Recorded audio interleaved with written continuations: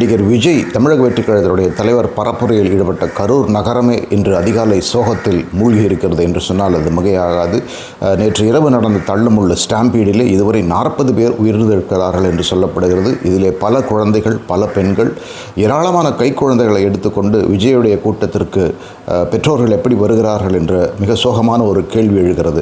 அதே வேளையிலே விஜய் பத்திரிகையாளர்களுக்கு எந்த விதமான பதிலையும் அளிக்காமல் நேற்று இரவு திருச்சி விமான நிலையத்திலிருந்து தனி விமானத்தில் புறப்பட்டு சென்னை வந்து அவருடைய பனையூர் வீடு வந்து சேர்ந்திருக்கிறார். அதே நேரத்தில் நேற்று இரவு 1 மணிக்கு தமிழக முதலமைச்சர் ஸ்டாலின் கரூர் பொது மருத்துவமனை சென்று இந்த சம்பவத்தால் பாதிக்கப்பட்டவர்களுக்கு ஆறுதல் சொல்வது மட்டுமல்லாமல் நிவாரண தொகையும் அறிவித்திருக்கிறார். துபாய்க்கு சென்ற உதயநிதி ஸ்டாலின் இரவே திரும்பி இருக்கிறார் என்று சொல்லப்படுகிறது. இன்று அதிகாலை அவர் கரூர் செல்லக்கூடும். கரூரிலே மொத்த திமுக தலைவர்கள் அனைவருமே இருக்கின்றனர். எடப்பாடி பழனிசாமியும் இன்று கரூர் செல்கிறார்.